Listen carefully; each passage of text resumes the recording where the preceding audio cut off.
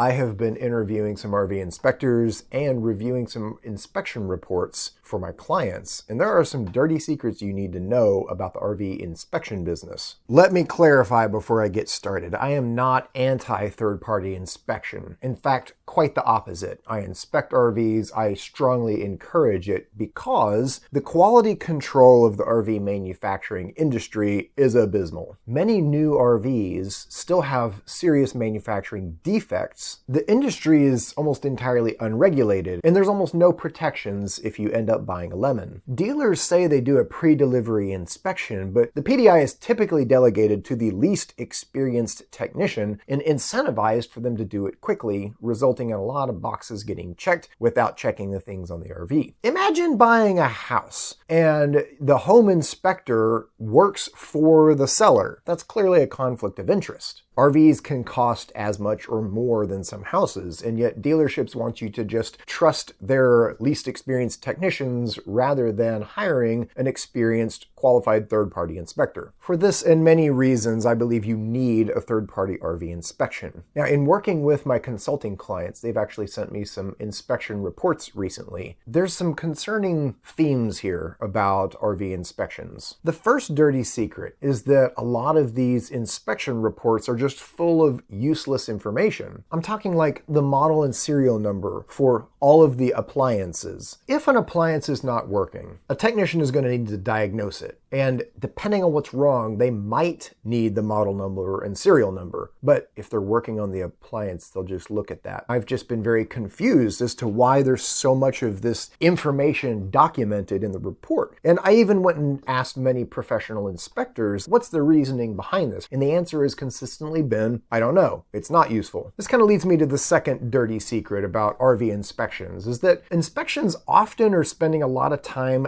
documenting just what the RV is. For example, the refrigerator is a Furrion 12 volt. Do these facts about an RV matter? I think they absolutely matter. I've got a whole shopping course to educate people. Some brands are more reliable than others. My RV shopping course is designed to help you understand the pros and cons of different types and brands of appliances so that you can decide if this RV is one that you want to have inspected. By the time you hire an inspector, you should have already informed yourself about what features you want and not pay a professional a lot of money to just document what features there are. Imagine if you go and you buy a Chevy truck and you hire an inspector to come look at it, and the report tells you that the truck is made by Chevrolet and that it has 4 wheels and that it has rubber tires and an internal combustion engine. These are all things that you should have already known and made decisions about before hiring an inspector. At the end of the day, the dealer is not going to give you a discount on an RV because it has GE air conditioners instead of Dometic. Long story short, it takes an inspector time to document all of those things, and time is money. So your inspection report ends up not just becoming bloated and not something the dealer even wants to look at, but it's going to be something that costs you more money. This leads me to the third dirty secret, which is that despite how long these reports are, there's often important tests that are skipped, like even safety things like testing for carbon monoxide in the furnace. A big test that's always skipped is a rain test. This is where you simulate rain on the exterior of the RV to see if there's any defects in the waterproofing. I don't know if you've seen the video from that YouTuber Liz Amazing about this $250,000 Super C motorhome that's essentially totaled because of a small leak in the window that was undetected. Unfortunately, this RV went through a third-party inspection. I guarantee you that RV was not rain tested, because if it had been, they would have caught the fact that there was a leak in the window that resulted in the whole chassis getting totaled. And this leads me to the fourth dirty secret, which is in pretty much every report I've looked at, there were either errors or omissions. And not just little ones. Like in one case, the photo was documenting a good roof vent, but the inspector had entirely missed noting that there was serious roof bubbles in the roof membrane. If you don't know what roof bubbles are, on membrane type roofs, if it's not glued down correctly, a bubble can form, and that bubble can grow as you drive down the highway and result in the entire roof ripping off of an RV. It's a pretty serious issue. The inspector absolutely should have brought attention to it in the report, but my client, because she's been watching my channel and paying attention, actually knew this was an issue even before I looked at the report. Here's the deal. I don't actually think it's the individual inspector's fault that these kinds of errors or omissions are creeping up. This brings me back to one of the first things I said. This is an unregulated industry. In other trades, you're not allowed to go and work by yourself until you've gone through some sort of mentorship. Like, this is the classic apprentice, journeyman, master in trades. Every time I recommend that you get a third-party inspection, the follow-up question is always, who do you recommend? And as I read these inspection reports, it's hard for me to say, yeah, just go get anyone, because clearly some inspectors are better, more experienced, more qualified than others. This is why I'm creating a new RV inspection network. Folks, a rigger inspection is going to be something different. First of all, it's going to be more affordable. I don't want rigger inspectors documenting unnecessary data. That takes them more time and costs you more money. The whole goal here is to help you avoid buying a lemon, not to tell you if the curtains match the mattress cover. It's going to cut all the fluff. It's going to be a no BS report that focuses on the things that are going to help you in the negotiating process. The second way these are going to be different is that the rigger inspection will be more accurate. I will be reviewing them as a technician to make sure that the information in them is accurate. And finally, a rigger inspection report will cover important safety tests that might be excluded from other reports. You can go to my new website, RVerinspection.com, and find an inspector that I trust near you. And if you're a professional RV inspector and you're tired of writing down serial numbers and other useless information, and you want to offer the Rigger RV inspection, you can apply to be on my network at RVerinspection.com. Click here if you want to watch me go undercover at RV dealerships to review RVs, or click here if you want more advice on buying RVs.